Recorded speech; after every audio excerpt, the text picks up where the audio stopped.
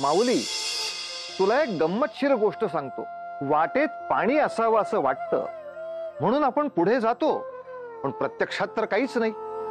पण तरीही आपण पुढे जाण्याची आस काही सोडत नाही.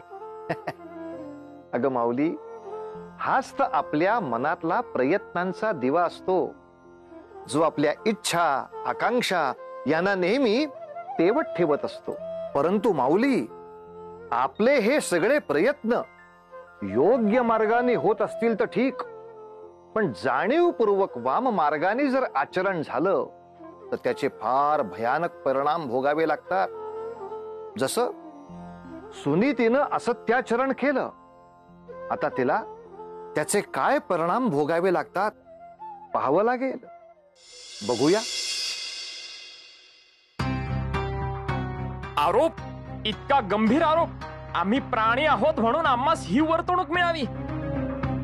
होय स्वामी, मनुष्याच्या ह्या आचरणासाठी मी माझ्या तीक्ष्ण दातांनी चावून आणि कुरतडून सूड घेणार आहे. अगदी योग्य, सूड घेणे आवश्यक आहे, अन्यथा आपल्या अस्तित्वास धक्का लागेल. हळू हळू, आवाज करता उपयोगी नाही. ते करायचे ते सावधानता बाळगून या, कळलं?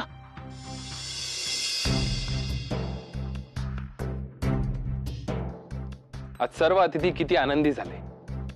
आलेले प्रत्येक अतिथी तुझ्या नियोजनाचे, भोजनाचे कौतुक करत होते, आणि हे ऐकून मी तुला सांगू नाही शकत मला किती आनंदी झाले. आता आले माझ्या ध्यानी. ह्या सुनीतीला असा धडा शिकवेन की ती पूर्ण आयुष्य लक्षात ठेवेल. बरं का मित्रांनो, आजची रात्र हिच्यासाठी कष्टप्रद रात्र आहे.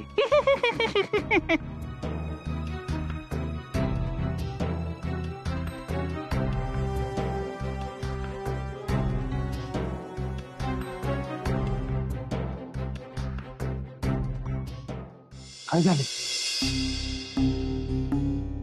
त्या एका क्षुल्लक घटनेने किती अस्वस्थ झाली आहेस हे विसरू नकोस. गुरुवर्य देखील तुझ्यावर प्रसन्न झाले होते. त्यांनी दिलेले संपूर्ण दायित्व तू समाधानाने पार पाडलेस. तरी इतकी अशांत का? कसं सांगू? भय वाटते. भय कशाचे? स्पष्ट काय ते सांग. ते उंदीर.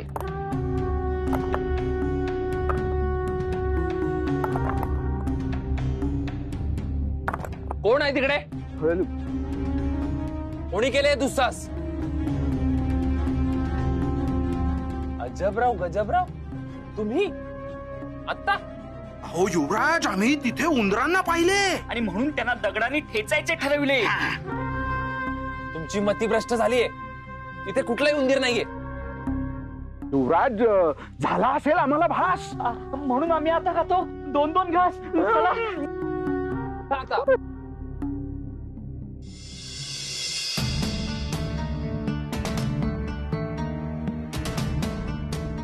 उंदरांपेक्षा या दोघांनी उच्छाद मांडलाय असे वाटते. असो, तू काहीतरी सांगत होतीस. नाही स्वामी, मी विनंती करू इच्छिते. मी आता काहीही बोलण्याच्या मनस्थितीमध्ये नाही. मला काही क्षण एकांतवासात राहू दे. परंतु सुनीती. स्वामी, मी विनंती करते.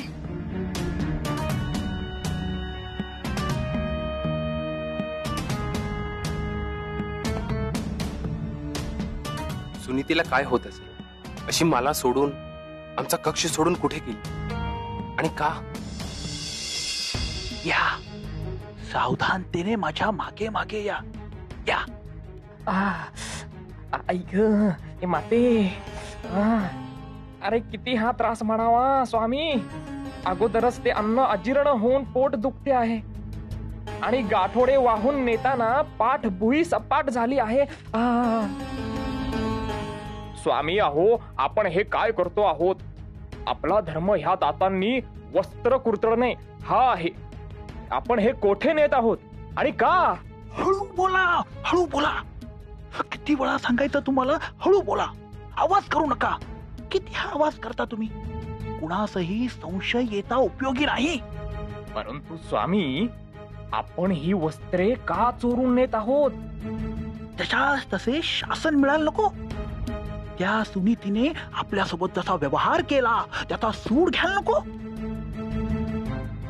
आणि त्याचसाठी माझ्या डोक्यात एक कल्पना आली आहे. कल्पना? ती कोणती? आपण तिच्या कक्षामधून तिची वस्त्रे चोरली आहेत. मौल्यवान अलंकार लंपास केले आहेत. याबद्दल तिला कदापि समजून चालणार नाही. पण ह्या सगळ्याचा आपल्याला काय उपयोग होणार स्वामी? मूर्ख मूर्ख आहेस तू. हो पण स्वामी, काय झाले? कळेल, सारे काही कळेल. म्हणून मला मोठा उंदीर म्हणतात. हे आपण अशा ठिकाणी ठेवू ज्याने तिला योग्य ती अद्दल घडेल. चला, अजिबात आवाज न करता चला, हळूहळू या या या या.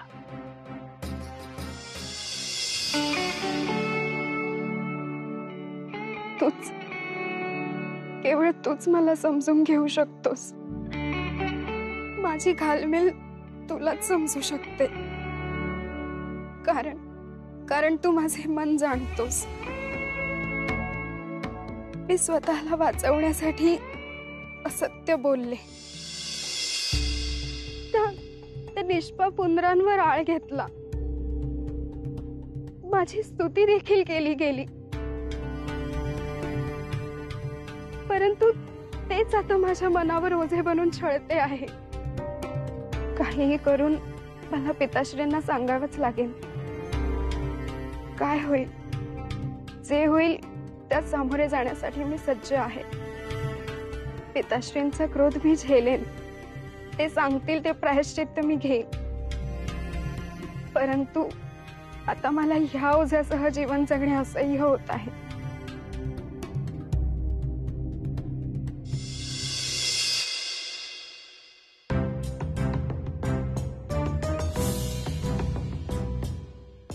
सुनीती, हे तू योग्य वर्तन तर करते आहेस ना? तुझ्या भाळी असलेले हे धर्मबिंदू तू जपते आहेस. परंतु आयुष्यात तू तुझा धर्म आचरणात आणला आहेस नाही. आणि त्याचीच शिक्षा तुला भोगायची आहे. आणि त्यासाठी तू सज्ज आहेस.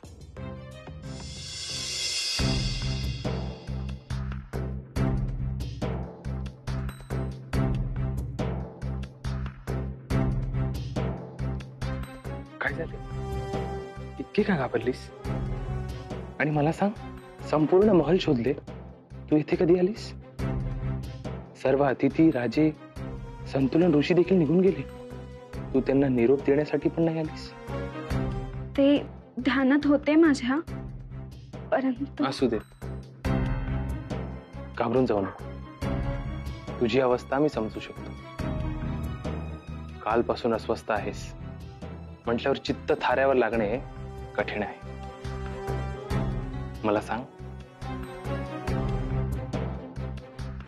प्रकृती कशी आहे तुझी? शांत झालीस का मनात अजूनही चिंता छळत आहे?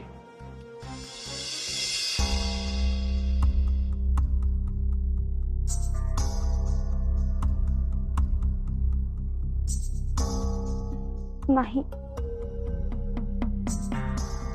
खरं तर त्याच अस्वस्थतेतून बाहेर पडण्याचा एकमेव मार्ग सापडला आहे. आणि तो मार्ग कितीही खडतर असला तरी मला त्यावरून चालत जायचे आहे.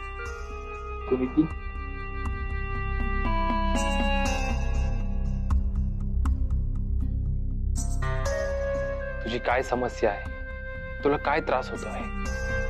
याबद्दल मी भाष्य नाही करणार. परंतु एक सांगतो, कितीही खडतर काळ आला ना तरी मी कायम तुझ्या सोबत आहे. कायम.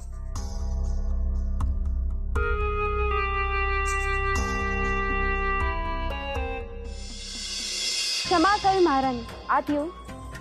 हो, ये. महाराणी, ही आपली वस्त्रे व अलंकार आहेत. तुझी वस्त्रे? आणि हे बाहेरून? हो ना. कुठून आणलीस तू ही? महाराणी महाराज देवराज यांच्या कक्षात ही वस्त्रे अस्ताव्यस्त होती. काय दासी, हे काय सांगतेस तू? तुझे हे दोष नीती, थांब. स्पष्ट काय ते बोलू दे तिला. बोल.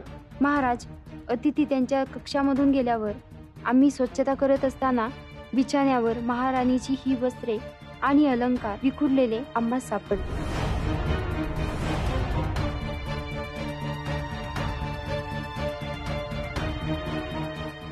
स्वामी, असे आहे तर काल ह्या करिता तुला एकांत हवा होता. हे पाऊल उचलण्याच्या आधी एकदाही वावगे वाटले नाही तुला? स्वतःच्या पतीसमोर अतिथींच्या कक्षात रात्रीच्या प्रहरी निघून गेलीस. ही शयनगृहात नाही स्वामी, काहीतरी घोर चूक घडलीये. ती दासी असत्य कथन करत होती. मी असे काहीच केले नाहीये, काहीच असे घडले नाहीये स्वामी. स्वामी, मी आपल्या नात्याची शपथ घेऊन सांगते. ज्या नात्यास तू स्वतः तिलांजली दिली आहेस त्याची शपथ घेऊन काही उपयोग नाही. आता आपल्या प्रेमात मी पराभूत झालो आहे. मला संताप नाही झालाय, माझा जीव तुटतो आहे. याचे काय अपुरे पडले आपल्या प्रेमात ज्याने तुला हे पाऊल उचलावे लागले? नाही स्वामी, तुम्ही चुकीची समजूत करून घेत आहात. तुम्ही यातून असे नको ते अर्थ काढू नका. मला एक संधी द्या, मी सारे काही पाण्यासारखे स्वच्छ सत्य समोर आणेन. माझ्यावर विश्वास ठेवा. विश्वास, विश्वास हा शब्द तुझ्या मुखी शोभत नाही सुनीती. तू अपमान केला आहेस माझा, माझ्या नात्याचा, माझ्या प्रेमाचा. आणि हा आघात मी कदापि सहन करू शकत नाही. स्वामी, माझं ऐकून. स्वामी,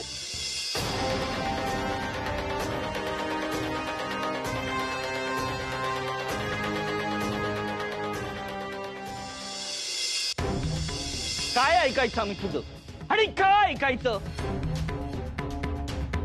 किती लज्जास्पद वर्तन आहे हे आमच्यासाठी. ह्या साम्राज्याची स्नुषा, युवराज सुयश यांची राणी, आणि हे असले लांछनास्पद वर्तन. किती विश्वास होता आम्हाला तुमच्याबद्दल. आमचा विश्वासच बसत नाहीये की तू हे असे वागले आहेत ते. पिताश्री, मी तीच विनंती करते आहे, तुम्ही यावर विश्वास नका ठेवू, कारण हे सत्य नाहीये. स्वामी, तुम्ही तरी सांगा ना पिताश्रींना. असे हे सत्य नाही असे सिद्ध करणारा एक तरी पुरावा किंवा साक्षीदार आहे तुझ्याकडे? नाही ना? ते काही नाही पिताश्री, या सुनीतीचं हे वर्तन राजघराण्याला कदापि शोभणारं नाहीये. परंतु ताई, आता हा वाद, युक्तिवाद याचा आमच्यावर काहीही परिणाम होणार नाही. तुझ्याबद्दल आमच्या मनात किती मायेचे, आदराचे स्थान होते, पण तुझ्या एका अनैतिक पावलानं तू आमच्या मनातून कायमच उतरलीये. पिताश्री, हे खेदजनक आहे जे काही घडलंय, पण याकडे आपण गांभीर्याने बघायला हवे. आणि ह्यासाठी देहांत प्रायश्चित्त ही एकच शिक्षा असायला हवी. प्रथमा, काय बोलते आहेस तू? सत्य तेच बोलतीये. आणि ते कठीण असेल तर हिला या प्रासादातून जाण्याचे तरी आदेश द्यावे. जे काय घडले आहे त्याच्यावर मन विश्वासच ठेवायला तयार नाही, परंतु न्यायदान, बुद्धी आणि तर्क याचाच आधार मानते. आणि ते आम्हाला असे सूचित करतायत की सुनीती दोषी आहे. तिला आत्ता ह्या क्षणी हा प्रासाद सोडून जावे लागेल. आणि आजपासून ती या वास्तूच्या अथवा येथील अतिथींच्या समीप देखील येऊ शकत नाही. परंतु पिता,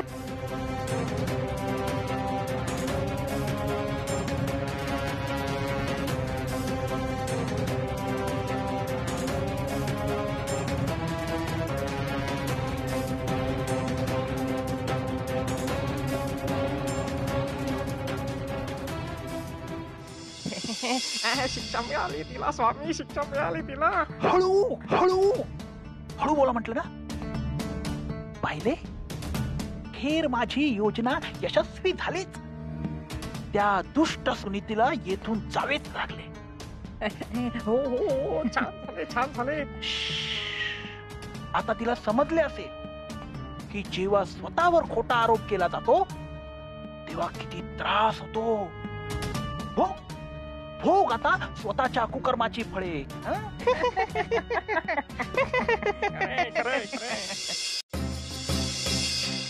याहून वेगळे काय फळ असणार होते तिच्या नशिबात? त्या गुरुवर्यांशी असे वर्तन केले आणि त्यात भर म्हणून काल रात्रीचे कृत्य. जे काही झाले ते योग्यच झाले. मी घसा कोरडा करून सांगत होते की ती सुनीती जशी दिसतीये ना तशी नाही, पण माझे कोणी ऐकेल तर ना. आत्ताही तुम्ही ऐकून न ऐकल्यासारखेच करताय. समजते आम्हाला. प्रथमा, वाटेल ते बोलू नकोस. तुझ्याहून अधिक योग्य पारख आहे माणसांची आम्हास. सुनीती असे करूच शकत नाही. निश्चितच कुणीतरी तिच्या विरुद्ध कारस्थान करत आहे. हो हो, आता हेही म्हणा ना की ते कारस्थान सुद्धा मीच केले आहे. नाहीतरी तेच आहे ना तुमच्या मनात. मी असे काही म्हणालो नाही. नाही म्हणाला तरी मला सारे काही समजते. ज्याला स्वतःच्या पत्नीच्या सुखाची ददात नाही त्याकडून इतर कुठल्या सुखाची अपेक्षा करावी? माझे चित्त शांत होणार नाही जोपर्यंत मी सत्याचा शोध घेणार नाही. बाई बाई बाई, काय म्हणावे या पुरुषाला? तिकडे सुयश राजे स्वतःच्या अपराधी पत्नीसाठी आसव गाळत आहेत आणि आमचे स्वामी आपल्या विजयी पत्नीसाठी चेहऱ्यावर हसू सुद्धा आणू शकत नाही. पत्नीचं सुख बघवत नाही म्हणतात ते हेच. प्रथमा,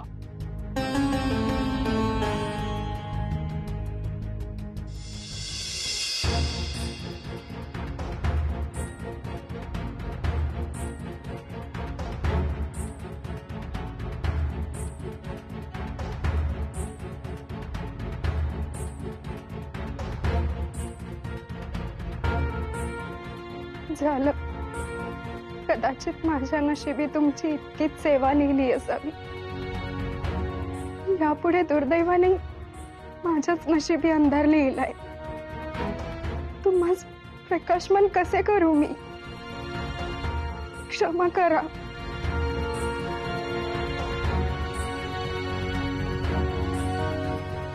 क्षमा करा.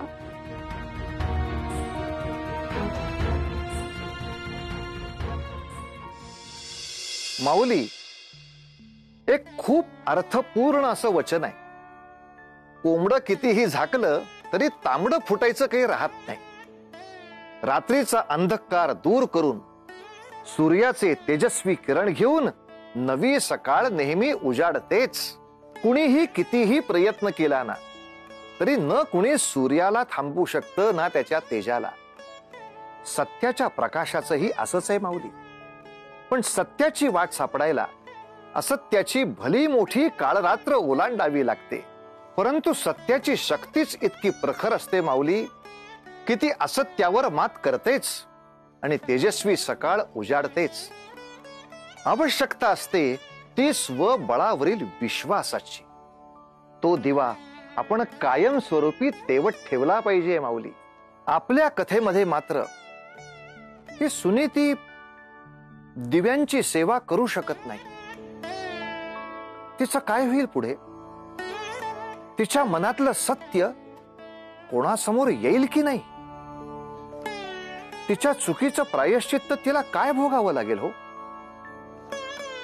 या सगळ्या प्रश्नांची उत्तरं मिळतील पुढल्या भागात. पण तोवर उतू नका, मातू नका, घेतला वसा टाकू नका.